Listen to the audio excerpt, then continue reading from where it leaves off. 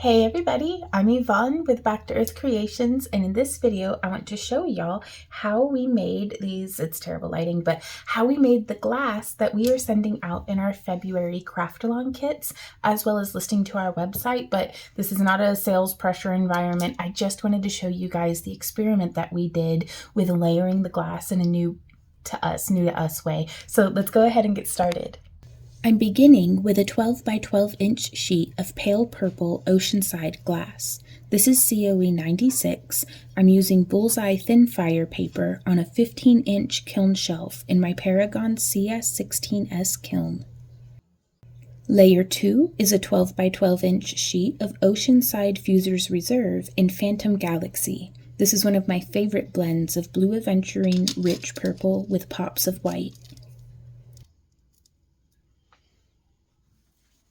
I top it all with a sprinkle of clear coarse frit. I use a cardstock barrier I made to keep the frit from going wild, but I make sure to remove the barrier and tidy the glass that came off the edges before firing. That paper will not make it.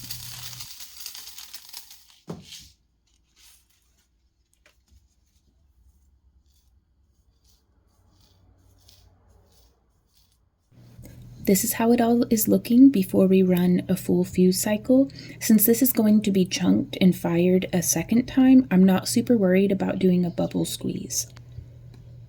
The next day, when the kiln has completely cooled, the reveal. I absolutely love how the coarse clear frit freckles the surface of the Phantom Galaxy swirls. We clean off all the kiln paper residue with running water, loving the shimmer in this.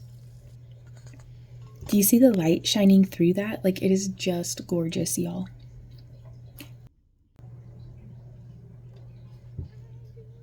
I score the glass and try to break it evenly with mixed results.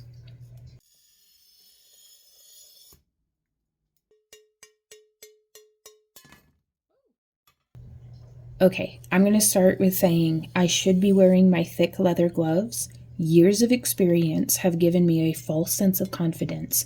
Never trust your glass, y'all. I got very lucky. It broke all crappily. Twice.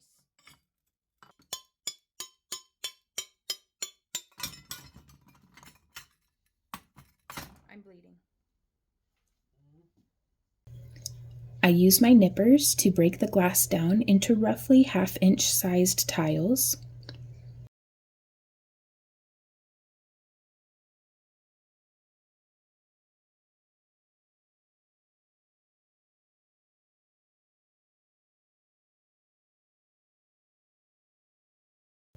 Here I am using a 12-inch kiln shelf. I feel it allows better heat circulation, but it could be all in my head.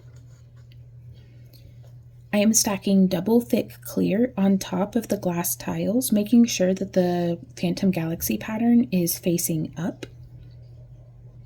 Making a tall pile gives us a more uniformly round cabochon without any surface defects. Let me explain.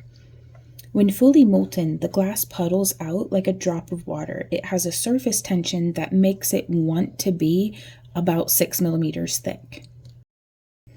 So if I put a 3 millimeter thick piece of glass on the kiln shelf and fuse it, it will pull up into a smaller footprint but a thicker cab. Well, it'll still be 6 millimeters, but it'll be thicker than the initial piece of glass. Sometimes, though, this pulls kiln paper up with it and gives me scuzzy corner marks on my cabochons. To avoid this, I like to stack taller than 6 millimeters, but allow space for the stack to melt down and puddle out, very much like cookies in the oven. We run this batch through another full fuse cycle. Be sure to check the video description for our firing schedule. It's a basic full fuse cycle for 96 COE glass.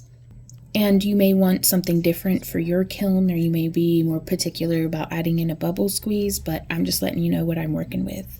And this is how they came out. The camera does not do them justice, y'all. The shimmer and lensing effect from using the double thick clear really pop in person. These are the cabs that we included in our February 2025 kits.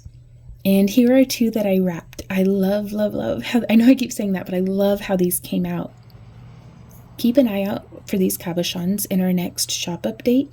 Be sure to sign up for our free newsletter at backtoearthcreations.com for coupons and updates about videos, live streams, and new items in our shop.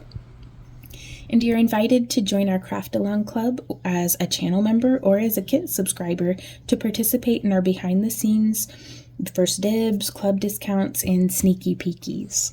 Thank you guys so much for hanging out with me during this video. These are some of the cabs that we made, and I love them. And if you have any questions or comments or suggestions and ideas for future glass melts and different things like that, or just different tutorial concepts in general, I'd love to hear from you. You can leave a comment down below. And yeah, other than that, if you enjoyed our video, go watch another one. We'll see you there. Oh yeah, the kits and stuff. So we've got links to all that down in the video description, but also we have tutorials coming up on how we made this style of top, as well as there is a tutorial showing how to do some stretchy scale mail bracelets. So we've got a bunch of other stuff for y'all to watch, and we will see you there. So until then, you guys, sign up for a free newsletter and happy crafting. Bye.